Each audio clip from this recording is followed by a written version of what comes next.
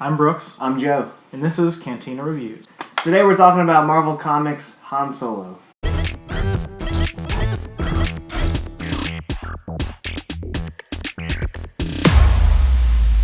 So Marvel has been rolling out these Star Wars comics. For a while now. Where we're at is that, like we talked about in the book video, if that airs before this, I don't even know. The extended universe was totally wiped out when they did Force Awakens. So all the old comics, fuck it. So yeah, basically it takes place between A New Hope and Empire Strikes Back. Han Solo's got to go retrieve these informants, but he needs to do it on the DL. So they enter him in the race called the Dragon's Void, which is like the best racers in the galaxy. Leia sets him up in this race. She needs someone that is not like known to be in the rebellion or like a prominent figure. She needs he's known as a smuggler. He's known as a racer. So she needs him to do it. Han's kind of just like, look, I just helped you blow up the Death Star. I want to go back and take care of my bounty with Jabba. Of course, she suckers him into doing the race. And then basically, all of the issues after a part of one are basically just the race. Stuff happens along the way. I don't want to give too much away in case you want to read them. Until the end, when we spoil it. Right. So, I guess we're going to spoil it. Yeah, it's a review of the comic series. So. But not crazy spoilers? Yeah, no, so if they still want to read it, they can read it, so they don't know what happens in between. They just kind of know the basics, and then the end. They don't really know. So I thought what was cool, right off the bat, so you have Han trying to get back to his normal life, and he's some of the panels show his inner thought process, and he's kind of like, something's keeping me here, what is it? And they're showing Leia in the panels and stuff. So I guess he's starting to have feelings for her, he's starting to sympathize with them and want to do something a little greater. A lot of the 5 issues deal with him.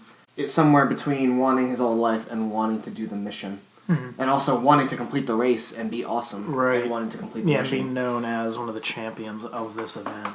Because Leia was like, it's not really about the race, it's about getting the information and the people we need. So the whole time he's kind of torn between, I want to do the race, but I have to do this instead. Yeah, it's kind of cool to see him not as heavily invested in the Rebel Alliance that he then grew to be. It's a nice bridge between 4 and 5. Right. With 5, he's still trying to get out of there in the beginning. Yeah. And then ends up sucked into it still, but this is still him.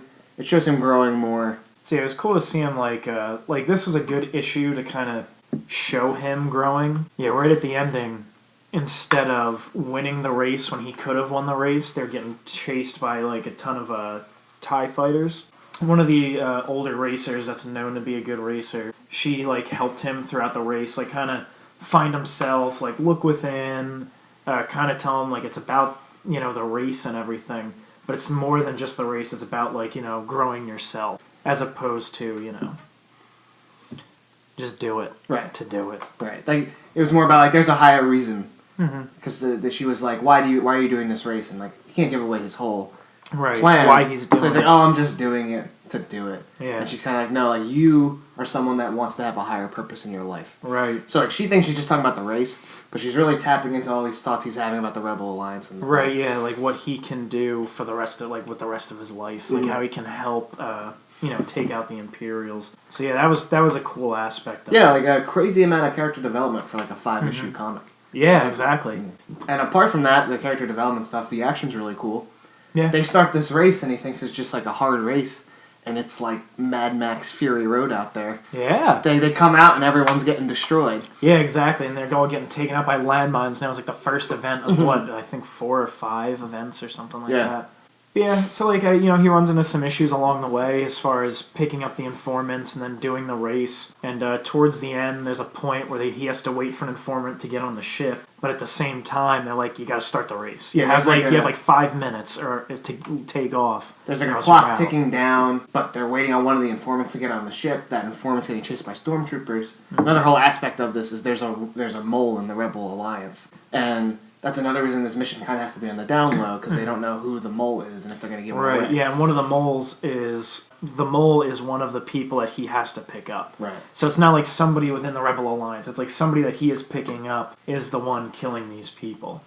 So that's one of the twists that come along later. You find out who the mole is out of the 3 of them, and it's not exactly who they expect in the comic. Right. It's kind of expect it. Yeah. but the characters aren't expecting Yeah, it. I think at the end of issue 4, that one character that is, we're not going to say it. Well, we'll give you something to keep to yourself. Yeah, the character that you don't expect to do it because he keeps saying he didn't, then he did, and it's like, okay. Yeah. So halfway to the end of issue 4, you're like, okay, we know who it is. I'd say if there's like one complaint about the little 5-comic span, it's that twist was very obvious. Yeah. At first it wasn't. Right. At first you're kind of like, okay, yeah, well, it definitely wasn't him. Right. But then, as often as he's saying it wasn't, it then is. And it's like, all right. So, I mean, apart from that, you have good character development, good action. As always, artwork is great.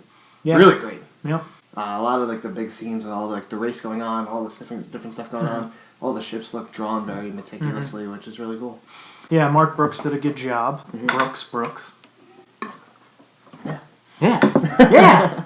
I like how all this extended universe stuff is doing what it's obviously supposed to do and build the universe. Yeah. So, like, it's doing a good... like, these books, these comics, they're doing a good job of kind of explaining little things here and there. Like, a point in the comic, they come out at hyperspeed, and they're all the racers are faced with, like, a blockade of Imperial ships. And they're like, well, this is it. We're all gonna die, or we all surrender. Han Solo, of course, shoots first at this Imperial blockade. And then one of the old racers that's kind of been helping him was like, be ready to go. And everybody's like, what are you talking about? And out of nowhere, these giant, like, tentacruel looking Pokemon. Octopus! It's the octopus. There's gotta be an octopus. There's gotta be an octopus. A giant octopus comes out into space. Yeah, and literally, a giant octopus comes out of God knows where. You can't make it up. It's in the contract. Yeah, we can't. They can. We can't make it up. It's in the contract. Yeah, it's in the contract. Lucas said, "I'll sell it to you for $1." If you put an octopus. Yeah, if you put an octopus in everything, somehow. But yeah, she kind of explains that there's fabric in the time and space because like, where did they come from? She's like, that's where they came from. There's like, just because we can't see them and they can't see us doesn't mean they're not there. And what's cool about it is, I thought about it as I was reading it, you're seeing a lot of worlds, you're seeing a lot of species, and yeah, a lot of adding to like the, I guess, theory behind the universe. Right, yeah. It's almost like they're not just going into what's on the surface. They're delving into that even in the Star Wars universe, there's some sort of higher power and some sort of like a time-space continuum thing. So ultimately, I would say people that don't feel like the new movies are getting into that much. I know there's like a lot of people that feel like, Force Awakens had like X-Wings and TIE Fighters, and that's it. Yeah. Or even like Rogue One didn't contribute anything new. It just stuck with what we knew.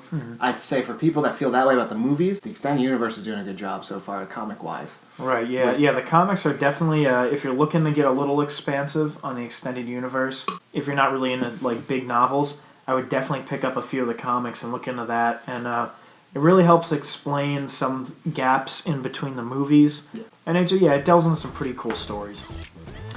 So, once again, I'm Brooks. I'm Joe. And this has been Cantina Reviews. Woo! Roll the credits.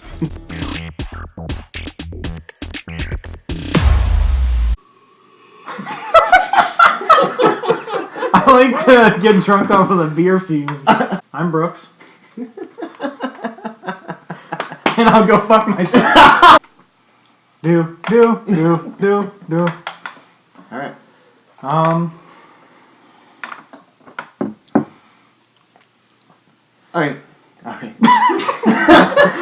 This is gonna be a good video.